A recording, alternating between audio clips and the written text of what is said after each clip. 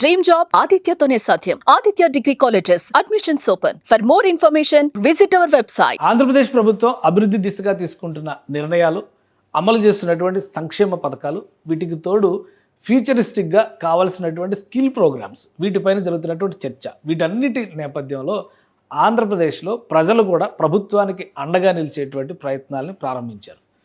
తెనాలి ప్రాంతానికి చెందినటువంటి ఒక మహిళ ఏకంగా కోట్ల రూపాయలు విలువ చేసేటువంటి తన స్థలాన్ని, ఎకరం స్థలాన్ని ఆంధ్రప్రదేశ్ సెర్ప్కి, అంటే ప్రత్యేకంగా స్కిల్ డెవలప్మెంట్ ప్రోగ్రామ్స్ టేకప్ చేసేటువంటి వాటి అవసరాల కోసం దానం చేయడం ఇప్పుడు ఆసక్తికరంగా మారింది. దీనికి సంబంధించినటువంటి కార్యక్రమాన్ని స్థానిక అధికారులు, మంత్రులు దగ్గర ఉండి పర్యవేక్షించారు.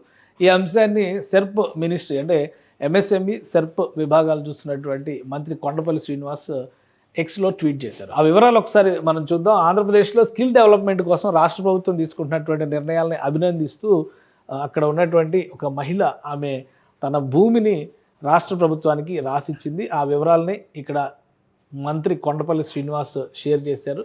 స్కిల్ ప్రాజెక్టు కోసం ₹1,00,00,000 విలువైనటువంటి ఎకరం భూమిని ఏపీ ప్రభుత్వానికి విరాళంగా అందించేందుకు ముందుకు వచ్చి భూమి డాక్యుమెంట్లని మంత్రి శ్రీ నాదెండ్ల మనోహర్ గారి చేతుల మీదుగా అధికారులకి అందించిన తెనాలికి చెందిన సువర్చల శశికిరణ్ గారిని మనస్ఫూర్తిగా అభినందిస్తున్నాను. తన కన్న భూమి అభివృద్ధికి వారికి ఉన్న చైతన్యం, సామాజిక స్పృహ అభినందనీయం. వారిచ్చిన భూమిలో సెర్ప్ ఆధ్వర్యంలో జరిగేటువంటి, ఇది పావర్టీ ఇరాడికేషన్ కోసం చేసేటువంటి సంస్థ ఈ సెర్ప్. దీని స్కిల్ ప్రాజెక్ట్ని నిర్మించి ఉపాధికి బాటలు వేస్తాం. ఇదే సందర్భంలో భవన నిర్మాణానికి తన వంతుగా ₹10,00,000 విరాళం ఇవ్వదలిచిన మంత్రి నాదెండ్ల మనోహర్ గారి కృషిని సైతం అభినందిస్తున్నారు. ఇది మంత్రి కొండపల్లి శ్రీనివాస్ చేసినటువంటి ట్వీట్. అంటే ఈ శాఖ ఆధ్వర్యంలో ఏపీ రాష్ట్ర ఎంఎస్ఎంఈ సెర్ప్ ఎన్ఆర్ఐ సాధికార సంబంధాల శాఖ మంత్రి ఆయన షేర్ చేశారనమాట ఈ డీటెయిల్స్ అన్నీ కూడా.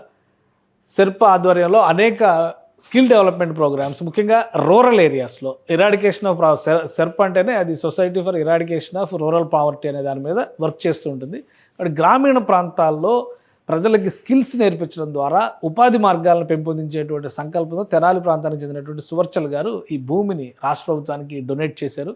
ఆ భూమిలో ఇప్పుడు ₹10,00,000 ఖర్చుతో నాదెండ్ల మనోహర్ గారు బిల్డింగ్ కట్టించడానికి కావాల్సినటువంటి నిధులు ఆయన భరించడానికి రెడీ అయ్యారు.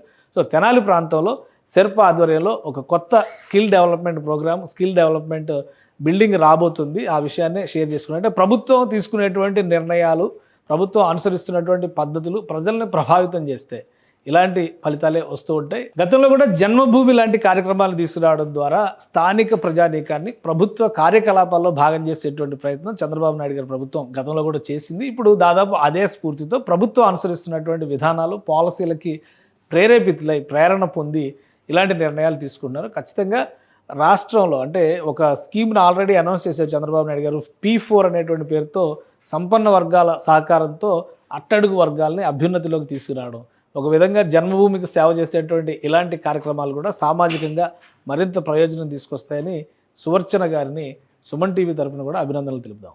సుమన్ టీవీలో మీ పర్సనల్ అండ్ బిజినెస్ ప్రమోషన్స్ కోసం కింది నెంబర్కి కాంటాక్ట్ చేయండి.